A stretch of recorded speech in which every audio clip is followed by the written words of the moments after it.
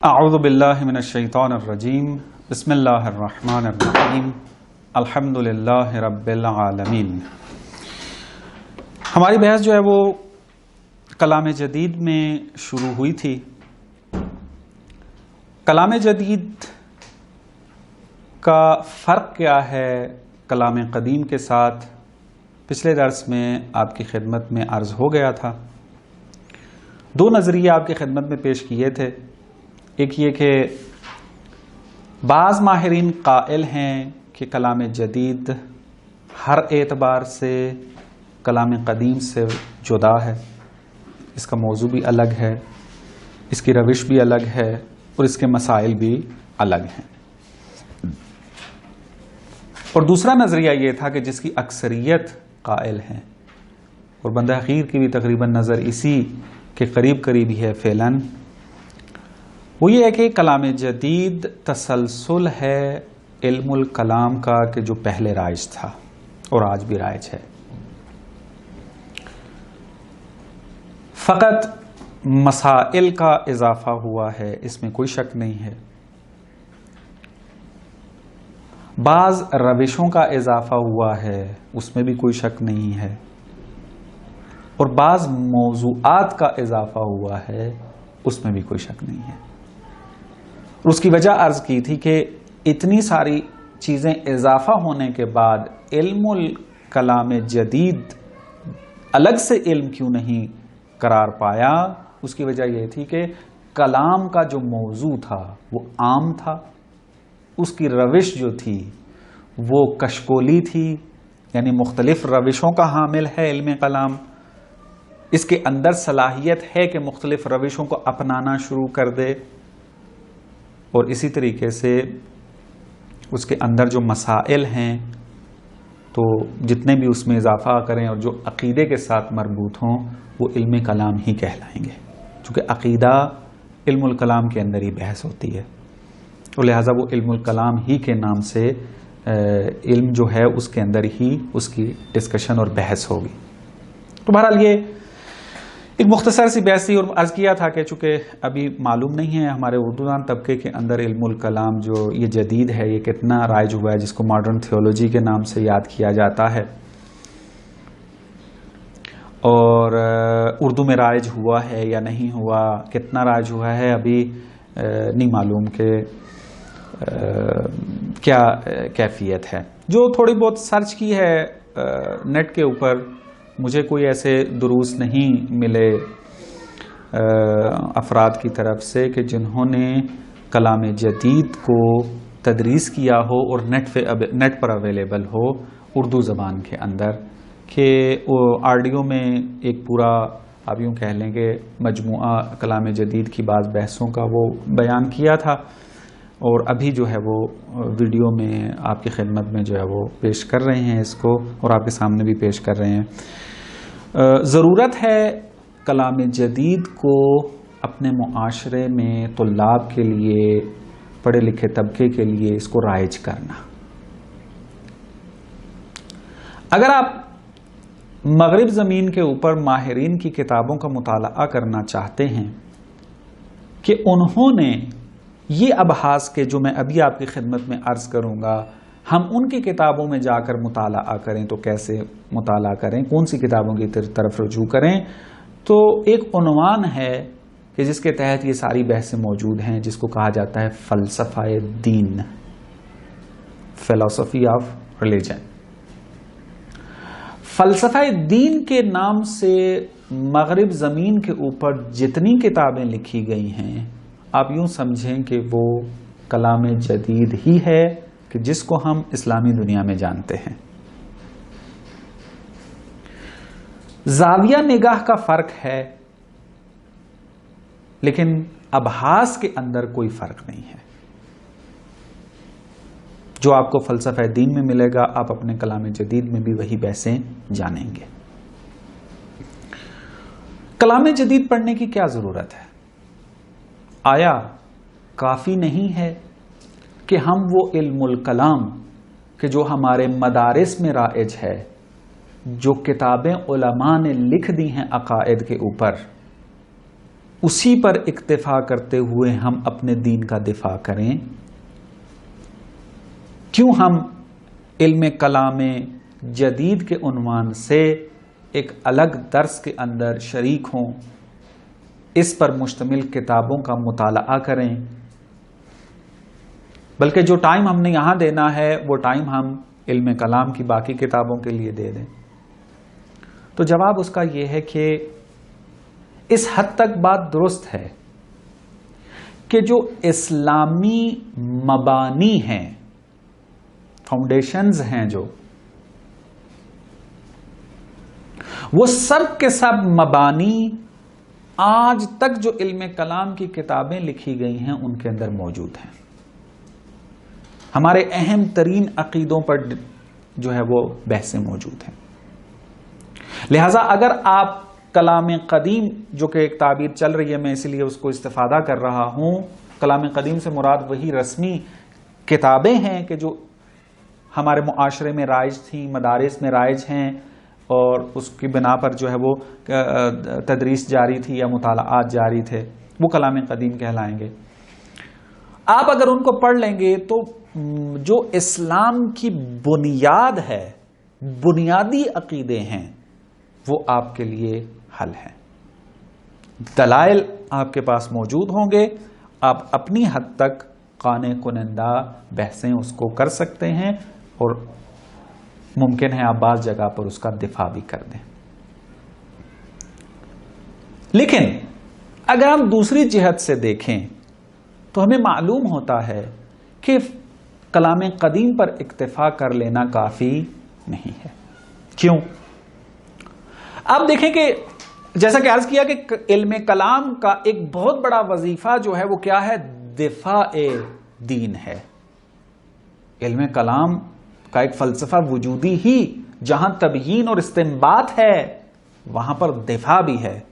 اور آپ دیکھ لیں کہ جتنی کتابیں بھی علم کلام کی لکھی گئی ہیں، ہمارے علماء نے اس کے اندر اپنے معاشرے میں موجود تمام شبہات کو ذکر کر کے جواب دیا ہوا ہے، چاہے وہ توحید کے متعلق ہو، چاہے وہ نبوت کے متعلق ہو، چاہے وہ معاد کے متعلق ہو، چاہے وہ امامت کے متعلق ہو، بحثیں موجود ہیں۔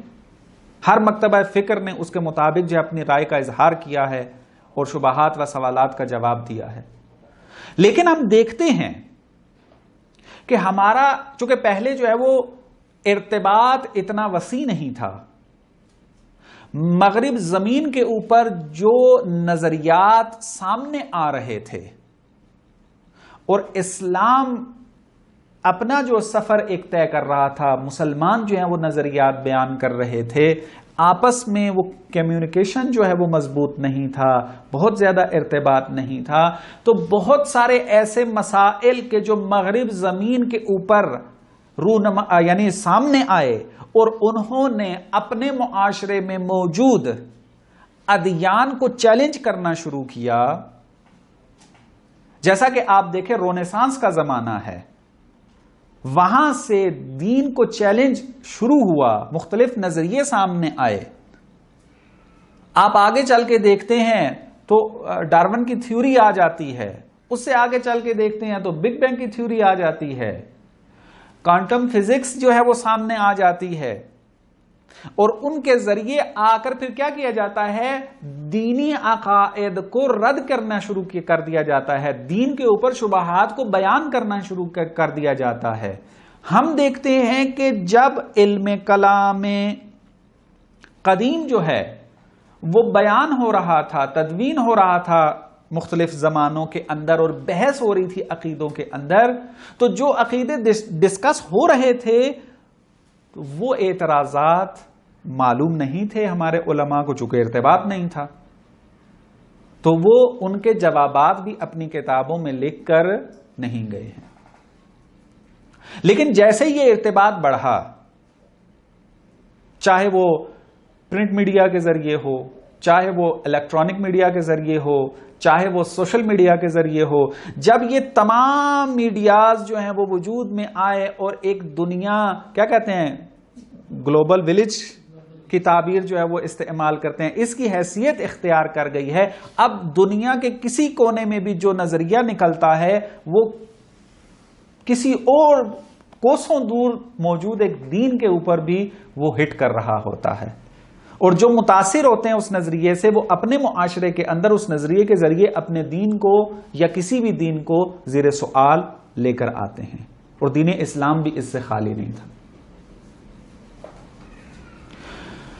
جب ہمارے مسلم مفکرین نے مغرب زمین کا سفر کرنا شروع کیا، وہاں کی یونیورسٹیز کا جو ہے وہ دورہ شروع کیا اور وہاں پر تعلیم حاصل کرنا شروع کی، اور وہاں کی جو تعلیمی رشد تھی اور تعلیمی زرق و برق تھی اور ان کی جو ترقی تھی، ان کو دیکھ کر وہاں پر متاثر ہوئے، اور ان نظریات کے حامل ہو کر جب وہ اپنے معاشرے کے اندر تشریف لے کر آئے اور وہاں پر انہوں نے انہی نظریات کے تناظر میں دین کا مطالعہ کرنا شروع کیا، تو بہت سارے سوالات ان کے ذہن میں آئے، اور وہ سوالات اس کو حل کیے بغیر انہوں نے معاشرے میں ڈال دیے ایک اعتراض کے عنوان سے۔ مثلا ڈارون کی تھیوری کو پڑھ کے آئے، اب ڈارون کی تھیوری جب وہ پڑھ کے آئے، انہوں نے جب آ کر اس کو دین کے ساتھ مقایسہ کیا، جیسا کہ وہاں مسیحیت کے اندر مقایسہ ہو چکا تھا، یہودیت کے اندر مقایسہ ہو چکا تھا، اور ڈارون کے ذریعے وہ یہودیت اور مسیحیت کے افکار کو رد کر چکے تھے اور کر رہے ہیں،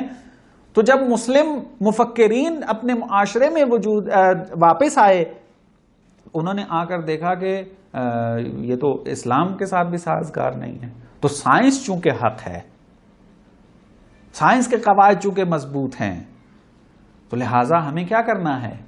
اپنے دین کے اندر تشکیک کرنی ہے، دینی عقائد جو بیان کیے جا رہے ہیں ان کو رد کرنا ہے، ان کے اندر تعویلیں کرنی ہیں، اور اس قسم کی بعض چیزیں آئی، تو بہت سارے ایسے مسائل وجود میں آ گئے کہ جن کا جواب اگر آپ اپنی قدیمی کتابوں میں جا کر تلاش کرنا چاہیں تو آپ کو نہیں ملے گا۔ تو پھر ایک بچے کے ذہن میں، ایک جوان کے ذہن میں سوال آ گیا، وہ اسکول میں جا رہا تھا، اس کی نصابی کتاب میں شامل تھا وہ سوال، وہ دانشگاہ یا یونیورسٹی میں جا رہا ہے، اس کی نصابی کتابوں میں شامل ہیں وہ چیزیں، وہ جب سوچتا ہے دین کے بارے میں تو اس کو جواب تو چاہیے، اور اگر آپ کے پاس رجوع کرتے ہیں تو آپ نے کون سی کتابوں کی طرف رجوع کرنا ہے کہ آپ کو ان سوالات کا جواب مل جائے؟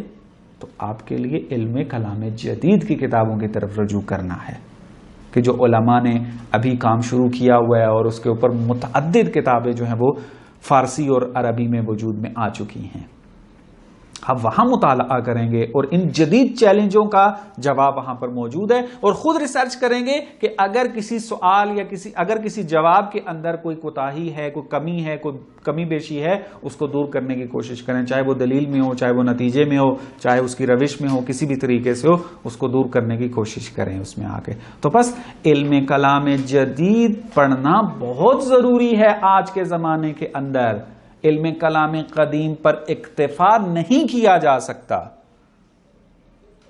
کیونکہ بہت سارے مسائل ہیں کہ جس کی طرف توجہ آپ کو کلام جدید پڑھنے سے ہی حاصل ہوں گے، اور آپ نے جوان نسل کو جواب دینا ہے جا کے، تو جوان نسل پہ اگر کام کرنا چاہ رہے ہیں تو آپ کو کلام جدید حتمن پڑھنا ہے، اور ان کی ابحاث کو حل کر کے اپنے جوانوں کو پیش کرنا ہے، اور اس کلام جدید کو ہم نے اردو دان طبقے کے اندر رائج کرنا ہے، چاہے وہ ترجمے کتابوں کے ذریعے ہو، چاہے وہ دروس کے ذریعے ہو، چاہے وہ آرٹیکلز کے ذریعے ہو، تاکہ یہ زیادہ سے زیادہ میٹر منتقل ہو اردو زبان میں۔ اور آج ہمارا معاشرہ کے جو الحاد کی طرف سوچی سمجھی سازش کے تحت لے کر جایا جا رہا ہے، اور کسی حد تک جا بھی چکا ہے، اس سے آپ روک تھام کریں گے تو کلام جدید کے ساتھ کریں گے، اس کے علاوہ چارہ کار نہیں ہے۔ فلسفہ اور کلام جدید یہ دو اہم علم ہیں کہ آپ نے روشن فکری اور الحاد کے مقابلے کے لیے ان کو استعمال کرنا ہے، بہت ضروری ہے ایک جوان کے لیے۔ خوب، یہ تو تھا کلام جدید کیوں ضروری ہے، آپ کی خدمت میں عرض کیا۔ کلام جدید میں کون سی اہم ترین بحثیں ہوتی ہیں؟ مختصر سی فہرست آپ کی خدمت میں عرض کیے دیتا ہوں آپ کو، تاکہ پتہ ہو کہ ہم کیا کرنے جا رہے ہیں آگے، اور کون کون سی بحثیں ہم نے حل کرنی ہیں، اور پھر اس میں دیکھیں گے کہ اہم ترین جو بحثیں ہیں اس کو بیان کریں گے، اور پھر وقت ہوا تو آہستہ آہستہ باقی بحثوں کو بھی لے کے چلیں گے، والا پھر دیکھتے ہیں کہ کیا صورتحال بنتی ہے۔ آپ دیکھیں کہ جیسا کہ ابھی میں نے اشارہ بھی کیا ہے، سب سے پہلا مسئلہ جو ہے وہ کیا ہے؟ خود خدا کا وجود ہے۔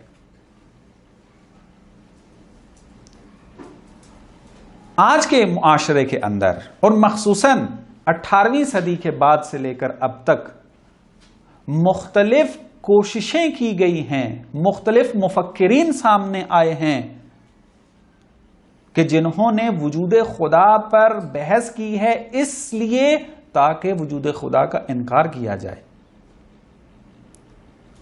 اور جو دلائل دیے جاتے ہیں علم کلام کے اندر، جو کہ علم کلام قدیم کے نام سے مشہور ہے، وہ مسیحیت بھی ان دلائل کو پڑھتے ہیں، یہودیت بھی انہی دلائل کو پڑھتے ہیں، اور مسلم معاشرے کے اندر بھی وہ برہان جو ہیں وہ موجود ہیں، ان کو جب بیان کیا جاتا رہا تو جب منکرین وجود خدا میدان میں آئے تو انہوں نے دیکھا کہ جب تک ان کے بیان کردہ دلائل کو رد نہیں کیا جائے گا اس وقت تک ہم مومن معاشرے کو مشکوک نہیں بنا سکتے.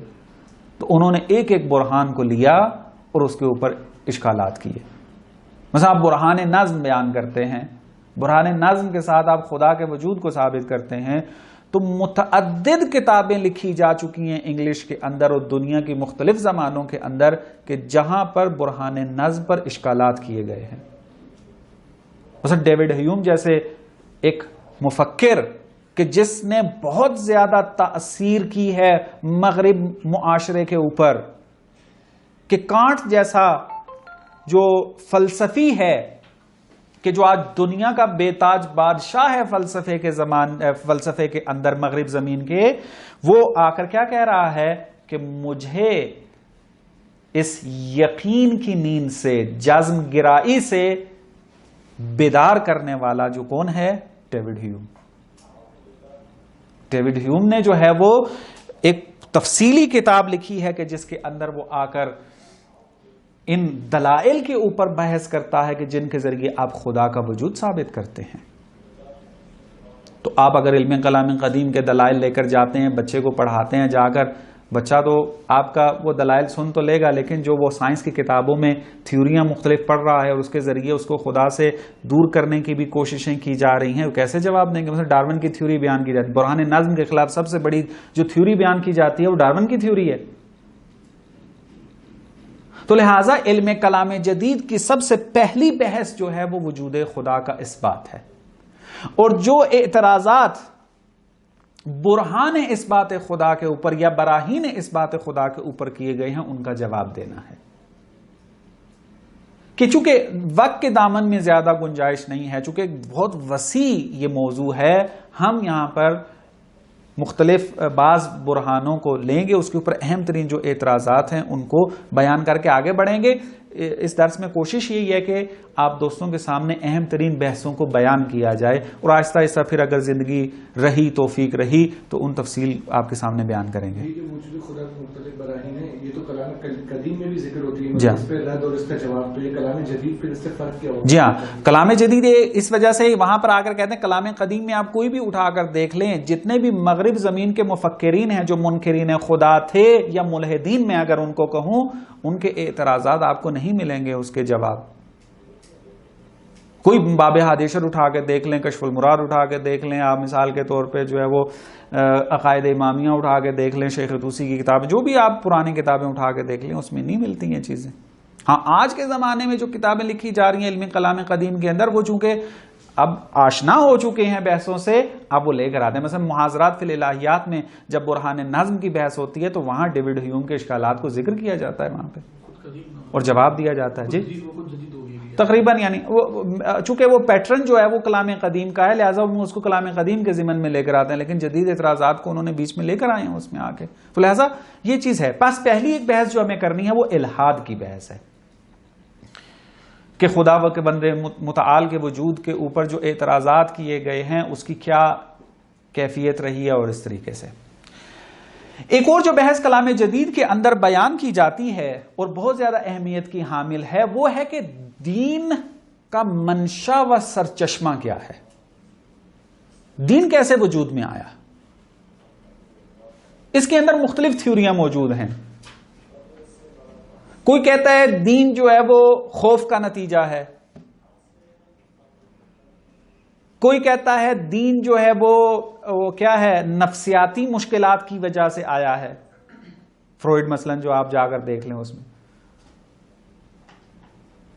اور اس طریقے سے مثلا مختلف جو ہے وہ تھیوریاں جو ہیں وہ انہوں نے دی ہوئی ہیں، اور پڑھیں گے انشاءاللہ اس کو رد کریں گے. دین کا انسانی زندگی میں کیا اثر ہے؟ آیا ایسا معاشرہ تشکیل دے سکتے ہیں جو دین نہ رکھتا ہو؟ دین کی کیا ضرورت ہے؟ یہ بھی ایک بہترین ہے. آج کل سوال بھی یہ کیا جاتا ہے کہ ہم تو انسان ہیں، انسانیت کی بنیاد پہ ہم سے بحث کریں، یہ دین وین کی باتیں چھوڑیں. اصطلاحیں سنی ہوگی آپ نے. یہ الفاظ بڑے خوبصورت، لیکن اس کے اندر جو پیچھے آئیڈیالوجی چھپی ہوئی ہے، وہ آئیڈیالوجی تقریباً انہی چیزوں کی طرف لے کر آتی ہے کہ جس کے ہم خود بھی قائل نہیں ہوتے، یعنی توجہ نہیں ہوتی ان کی طرف کہ کہاں جا رہے ہوتے ہیں اس طرف میں. بس ایک ہم نے خود دین کے بارے میں بحث کرنی ہے، دین کی افادیت، دین کا سرچشمہ، دین کی ضرورت. ایک اور اہم بحث جو کلام جدید کے اندر بیان کی جاتی ہے، مغرب زمین کے اندر بہت زیادہ کام اس کے اوپر ہوا ہے، خود وحی کا مسئلہ. مختلف انداز میں وحی کی حقیقت کے اوپر جو ہیں مختلف سوالات اٹھائے گئے ہیں. مثلا کہا جاتا ہے کہ وحی جو ہے وہ ایسی نہیں تھی کہ جیسی ایک رسمی سوچ کے مطابق موجود ہے معاشرے میں کہ خدا ہے، خدا جو ہے وہ جبرائیل جیسا فرشتہ ہے، اس کو بھیجتا ہے قلب پیغمبر پر یا خود پیغمبر کی طرف، اور وہ پیغام لے کر آتا ہے، اور پیغام جو ہے وہ وحی کہلاتی ہے آ کر. وہ کہتے ہیں کہ نہیں، وحی جو ہے اس نبی کا اپنا ایک تجربہ ہے جس کو تجربہ دینی کے نام سے یاد کیا جاتا ہے. پر اگر آپ وحی کی حقیقت زیر سوال چلی جائے تو اس کا مطلب ہے کہ پھر دینی کتاب کی تو کوئی وقت نہیں ہے. تو آپ نے ساری آئیڈیالوجی کہاں سے لینی ہے؟ قرآن سے، آسمانی کتاب سے. تو جب اس کا مبنا ہی انہوں نے خراب کر دیا ہے، اور آپ ان سوالات کے اگر جواب نہیں دیتے ہیں تو آپ کیسے اپنے معاشرے میں موجود جوانوں کو قرآن کی طرف راغب کریں گے؟ تو بس ایک اہم ترین بحث جو کلام جدید کے اندر بیان کی جاتی ہے اور بیان کرنی چاہیے وہ ہے خود وحی کی حقیقت کیا ہے. آئے جو تجربہ دینی کا نظریہ پیش کیا جا رہا ہے یہ درست ہے یا غلط ہے؟ خود مثلا خاتمیت کا جو نظریہ ہے اس کے اوپر جو ہے وہ تفصیلی بحث کی ضرورت ہے. مثلا ڈاکٹر اقبال کا جو ہے وہ ایک نظریہ بیان کیا جاتا ہے خاتمیت کے اندر، اور بہت سارے ماہرین جو ہیں وہ خاتمیت کا ایک نظریہ دیتے ہیں. تو اس کے اوپر بحث کی ضرورت ہے کہ ہم دیکھیں کہ خاتمیت کا کیا معنی ہے. دین و عقل کا کیا رابطہ ہے آپس میں؟ عقل دین کے اندر حجیت رکھتی ہے، اپنا مقام و ارزش رکھتی ہے یا نہیں رکھتی؟ آیا عقل کے ہوتے دین کا کوئی کردار ہے یا نہ؟ اگر بشر کی عقل نے تکامل کر دیا ہے تو اب دین کی کوئی ضرورت نہیں ہے. جیسا کہ اب آج کے معاشرے کے مفکرین کے ساتھ جا کے بات کرنے جو روشن فکر ہیں وہ کیا کہتے ہیں کہ عقل کی، انسانی عقل نے اتنا تکامل کر لیا ہے، اتنا رشد کر لیا ہے کہ اب یہ خود طے کر سکتا ہے کہ میں نے کیا کرنا ہے، اب اس کو دین کی ضرورت نہیں ہے. پس دین و عقل کا آپس میں کیا رابطہ ہے؟ عقل اگر حجت ہے تو اس کی مقدار کتنی ہے، کہاں کہاں پر حجت ہے، کہاں کہاں استفادہ کر سکتے ہیں، کہاں کہاں استفادہ نہیں کر سکتے ہم. دین عقل کے ہوتے ہوئے کیا کردار اپنا انسانی زندگی میں ادا کرتا ہے. اسی طریقے سے ایمان اور عقل میں کیا رابطہ ہے. ایک بہت بڑی بحث اس وقت دنیا کے اندر جو ہے وہ موجود ہے. جیسا کہ میرا خیال میں نے کسی اس درس میں جو ہے وہ اشارہ کیا تھا اس کی طرف، مثلا کرکیگارڈ کی طرف سے جو ہے وہ ایک نظریہ پہ سامنے آیا، ایمان گرائی. ایمان جو ہے وہ مقدم ہے عقل کے اوپر. حتی بعض نے یہ دعویٰ کیا کہ ایمان جہاں پر موجود ہو وہاں عقل کا کوئی کام ہی نہیں ہے. اصل ایمان کہتے ہی اسے ہیں جہاں پر عقل نہ ہو.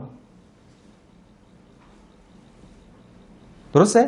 تو اب اسلام کا کیا موقف ہے اس کے بارے میں؟ آیا ایمان اور عقل جمع ہو سکتے ہیں؟ جمع نہیں ہو سکتے. اگر جمع ہو سکتے ہیں تو ان کی کیا کیفیت ہے؟ یہ ایک زندہ جو ہے بحث ہے، آج معاشرے میں موجود ہے. اسی طریقے سے ایک بحث جو بیان کی جاتی ہے، دین اور اخلاق کا کیا رابطہ ہے آپس میں؟ آیا دین مقدم ہے اخلاق پر یا اخلاق مقدم ہے دین پر؟ آیا ایسا ہو سکتا ہے کہ جو اخلاقی مسائل ہیں وہ موجود ہوں، دین کی اس میں ضرورت نہ ہو؟ یعنی اگر دین نہ بھی ہوتا تب بھی بشریت جو ہے اخلاق پر عمل کر رہی ہوتی، اخلاقی مسائل جو ہیں اس کے پابند ہوتے. تو اس اخلاق کی دنیا میں دین کا کیا کردار ہے؟ مثلا آپ جا کر کانٹ جیسے کہا کہ آج کی دنیا میں بےتاج بادشاہ کہا جاتا ہے فلسفے کی دنیا میں، پوری دنیا کو آج بھی اس نے تسخیر کیا ہوا ہے کانٹ نے. اگرچہ کانٹ آج جدید دنیا میں رد ہو رہا ہے، لیکن اہم یہ نہیں ہوتا کہ وہ رد ہو رہا ہے یا نہیں ہو رہا. اہم یہ ہے کہ آج بھی معاشرے کے اندر زندہ ہے وہ، یہ اہمیت کا حامل ہے. اور بےتاج بادشاہ کہنے کا مطلب بھی یہی ہے کہ آپ دیکھ لیں کہ دنیا کے اندر بہت سے مفکرین آتے ہیں، ان کا نام تک مٹ جاتا ہے، لیکن کانٹ جب سے وجود میں آیا ہے آج تک یہ صف اول میں ہی ہے جب بھی فلسفی بحث ہوتی ہے. تو یہ آ کر کہتا ہے کہ اخلاق مقدم ہے دین کے اوپر. خب آپ کیا کہیں گے اس میں؟ آپ کے تو سارے مفکرین جو ہیں وہ کانٹ کی تھیوری پر بنی ہوئی ساری ایجوکیشن کے سسٹم کو پڑھ رہے ہوتے ہیں. تو کیا جواب دیں گے ان بچوں کو کہ جو ان سکولز میں اور ان کالجز اور یونیورسٹیز کے اندر پڑھ رہے ہیں کہ جو اس کانٹ کی تھیوری کے اوپر جو ہیں وہ قائم ہیں؟ ظاہری سی بات ہے آپ کو پتہ ہوگا اس رابطے کا، دین و اخلاق کا کیا رابطہ ہے، تو تب جا کر آپ یہ جواب جو ہیں وہ دے سکیں گے. جا کر دین و سیاست کا کیا رابطہ ہے، یہ بھی اسی کے اندر بحث ہوتی ہے. یہاں پر پھر حکومت کی بحث آتی ہے، اور پھر ظاہری سی بات ہے ایک مسئلہ جو ولایت فقیہ کا موجود ہے اور کلامی رنگ رکھتا ہے، ایک اس کو پھر جہاں کلام جدید میں جو ہے وہ بحث کی جاتی ہے. ایک اور اہم ترین جو بحث ہے، بہت سارے مسائل ہیں، اگر فہرست ہو تو پورا 2-3 درس چاہیے مسائل کے اوپر. میں نے فقط آج آشنائی کروانی تھی تاکہ معلوم ہو کہ آپ نے کون سی اہم بحثیں پڑھنی ہیں کہ جو آپ کو کلام جدید ہی میں ملیں گی آ کر، کہ کلام قدیم میں یہ بحثیں موجود نہیں ہیں. ایک بحث ہے کہ آپ نے قرآن کو سمجھنا ہے، اس سمجھنے کے اصول کیا ہیں. قرآن کی مثال دے رہا ہوں، والا متن مقدس کہا جاتا ہے، جس کو فارسی کی تعبیر میں ہرمونیٹک کہا جاتا ہے، جس کو اردو میں ترجمہ جو ہے وہ علم التفسیر کے نام سے، اگرچہ وہ تفسیر وہ قرآن والی تفسیر نہیں، لیکن یہ کہ ایک متن کو سمجھنے کے لیے جو اصول اور قواعد ہوتے ہیں ان کے مجموعے کو یہ ہرمونیٹک کہتے ہیں. کہ اگر آپ گوگل میں ہرمونیٹک لکھیں تو اس کا انگلش کا متبادل بھی آ جائے گا، اور انگلش کا کیا تلفظ ہے دقیق کہ آپ خود جو ہے اس کی طرف جو ہے وہ رجوع کر سکتے ہیں. اس میں آ کے اہم ترین اور پیچیدہ ترین بحث جو ہے کلام جدید کی وہ یہ ہے کہ بہت سارے ایسے مسائل ہیں کہ جن کو اگر آپ نے یہاں پر آ کے حل نہ کیا تو حتیٰ آپ کی جو بھی آسمانی کتاب ہو، چاہے وہ قرآن ہو، چاہے وہ مسیحیوں کے لیے جو ہے یا یہودیوں کے لیے تورات و انجیل ہو، ان کی حجیت ساقط ہو جاتی ہے جا کر. تو لہذا خلاصہ اگر ایک جملے میں کروں، کلام جدید میں ہر وہ مسئلہ کہ جو دین اسلام کے عقائد اور بنیاد کو ہٹ کرنے کے لیے آتا ہے اس کو بحث کی جاتی ہے. کہ انشاءاللہ اگلے درس سے ہم بحث الحاد کو شروع کریں گے. وصلی اللہ علی محمد و آل محمد.